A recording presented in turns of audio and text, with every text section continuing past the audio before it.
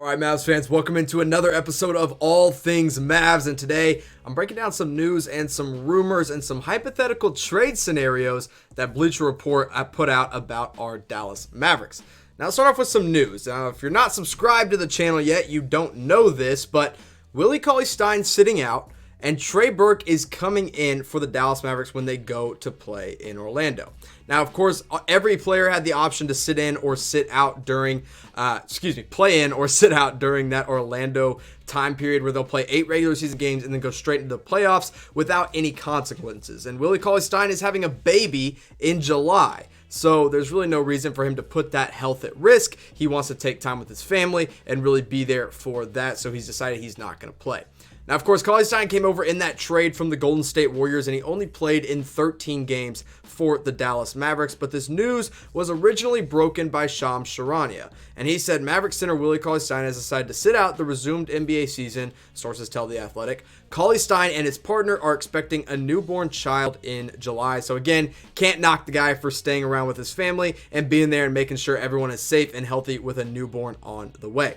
Now, in those 13 games that Cauley-Stein played with the Dallas Mavericks, he put up decent numbers, I guess. 5.1 points per game and 4 rebounds.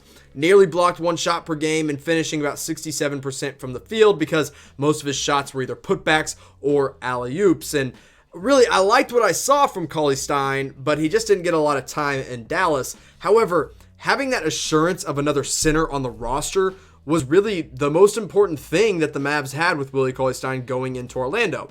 And now their big men depth, it looks a little funky because you've got Kristaps Porzingis, you've got Maxi Kleber, and Boban Marjanovic. All 3 of those guys are definitely guys that can play the center position and play the center position really, really well. But then you've got Dorian Finney-Smith and Michael Kidd-Gilchrist as some backups also, and both of those guys are better suited at the 4 than the 5. Now, KP, of course, is probably going to be the starting center. Maxi Kleber is going to get some minutes at the 4 and the 5. And Boban, kind of a wild card. I mean, you're either going to get him for 20 solid minutes or you're not going to see him at all on the floor, just depending on who you're playing. And I like Cauley-Stein a lot. I would have loved to see him in Orlando and seen what he could have done. But there's still a chance that he's back in Dallas next season. So Willie Cauley-Stein has a $2 million player option coming up for the summer. If he opts in, great. He's a Maverick for another year. If he opts out, he's an unrestricted free agent. So let me know what you guys would want to see Willie Cauley-Stein do with that player option. Personally, I say come back. I'd like for him to opt in because that's $2 million, and that's a guy who can replace Dwight Powell, at least for the first half of the year while Powell is down, and still be that pick and roll center and still be a rim protector as well. So $2 million, not that bad. I say I wouldn't mind if he went ahead and opted into that contract, or, if he opts out, that's $2 million to play with in the open market. Now, Mavs fans, before I get into the stuff about Trey Burke, I want to remind you to subscribe here on All Things Mavs because we're continuing to grow, and I thank you guys every single day for watching and clicking like and subscribing to our channel because it means the world to me and it means the world to our guys over at Chat Sports. So make sure you hit that big red subscribe button and then let me know when you have, because I want to appreciate you guys a little bit more. So let me know if you've subscribed, and we'll keep it rolling here on Chat Sports and on All Things Mavs. Now, Trey Burke, that's the substitute players. The Mavs get an open roster spot with Cauley-Stein sitting out. Trey Burke comes back. He was with the Mavs, of course, in 2018-2019 when he played 25 games for them after coming over from the New York Knicks. Now, of course, Trey Burke is a score-first point guard. You're not going to get a lot of passing out of him. You're not going to get the playmaking type. You're not going to get a lot of defense either because, I think he's 6'1". He's a smaller guy, not a great defender, but he's a scorer. He can score from 3. He's a good finisher around the rim. He's a giant killer with his floater game as well sometimes. I like what I saw out of Trey Burke in his time with Dallas. When he was here, he put up 9.7 points per game, 2.6 assists, finishing 46.3% of his shots from the field, and 36% from beyond the three-point arc. And what he did in Dallas last year was bring you some help when JJ Barea was hurt.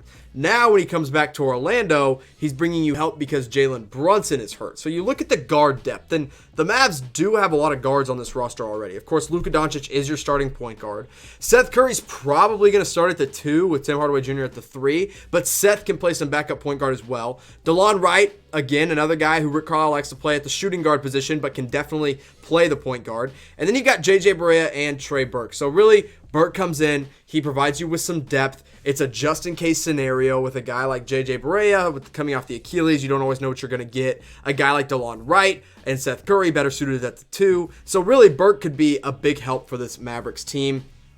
And, I get it. He wasn't everybody's first option when Willie CauleyStein opted out. Honestly, my first option was Ryan Broekhoff. I would have loved to see him back in Dallas, bring a shooter in, especially with Courtney Lee getting hurt. So let me know who you guys would have liked to add. Who was when you heard Willie CauleyStein was sitting out, who were you like, okay, I know who I want. It's this guy.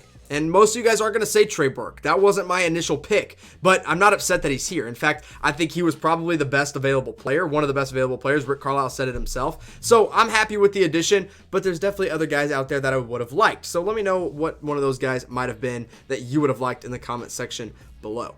Now, before I move into these hypothetical trades from Bleacher Report that you guys are going to want to hear about, Fanatics has a great deal for you for the 4th of July. You're grilling out with your family, maybe you're watching fireworks, you're staying socially distanced, but you need some Dallas Mavericks gear on that 4th of July.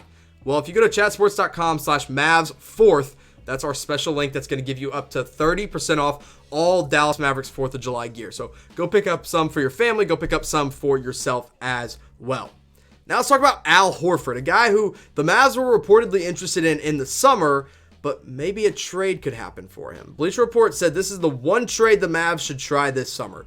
Trade for Al Horford by giving up Dwight Powell, Justin Jackson, and Delon Wright. No draft picks, no cash, just straight up 3 players for Al Horford. So before I move on and kind of break it down more, who do you think says no to this deal? Is it Philadelphia or is it Dallas? I mean, if I'm being 100% honest, this is a pretty even trade. You got Dwight Powell, who's hurt, and Delon Wright, who is a really good guard and can play backup to Ben Simmons, and then Justin Jackson, a young forward who doesn't provide a whole lot for you right now.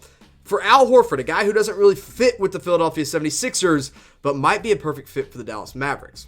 Now, his fit with Embiid was definitely a question this past season, and really, well, still this current season, I guess, because it's not over yet.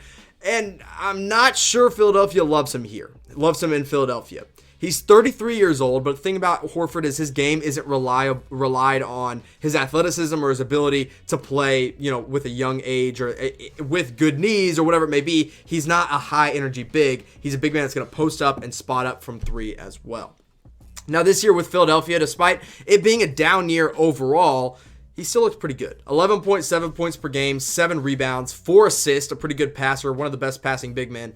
3-point percentage was down at 33.1%, but the thing was, he got moved from the starting lineup to the bench after they started to realize, hey, this fit with Embiid, not really working.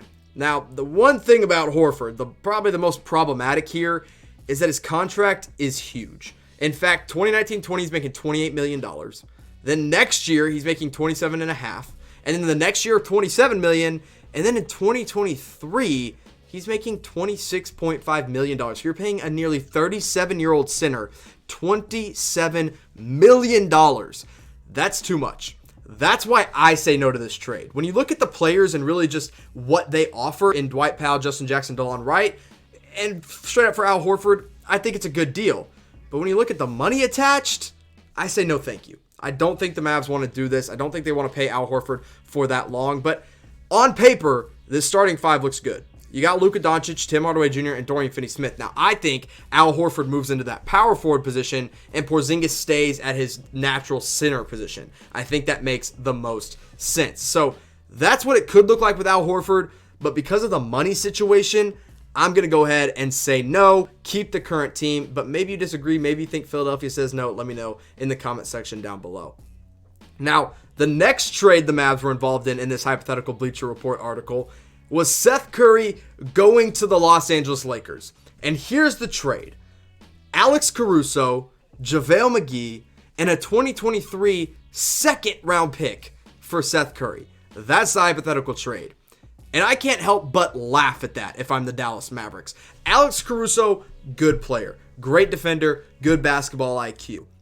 Extremely overrated because he's on the Los Angeles Lakers. If he was on any other team, he would not be this big of a deal.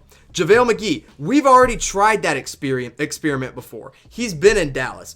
Not really a fit on this roster, so no thank you. And a second round pick, that's a scrap. So I'm going to laugh in Bleacher Report's face here. We're not trading Seth Curry to the Lakers for the Caruso and JaVale McGee.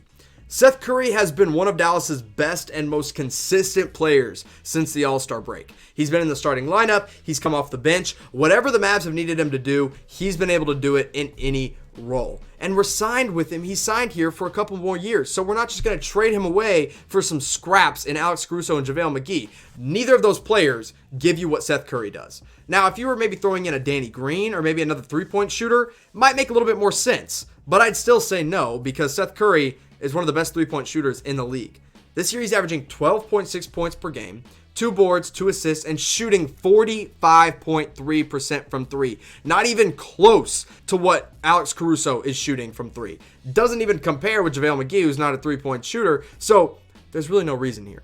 Let's dive deeper into Seth Curry and tell you just how good of a three-point shooter he is and just why they're not going to trade him away for a couple scraps, because historically, he's the second best three-point shooter of all time when we're talking percentage. Steve Kerr has the best three-point percentage ever at 45.4%.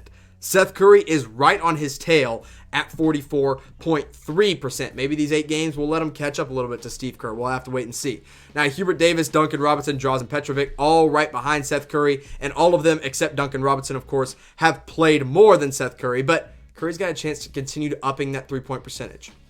So when you look at the guys that the Mavs would be trading for here, it makes 0 sense. JaVale McGee this year is averaging 6.8 points per game, 6 boards, and finishing about 64% of his shots from the field. Now, yeah, the numbers say on the stats right there, he's a 50% three-point shooter, but he's taken like 2 this entire season, so don't let that mislead you. Alex Caruso, on the other hand.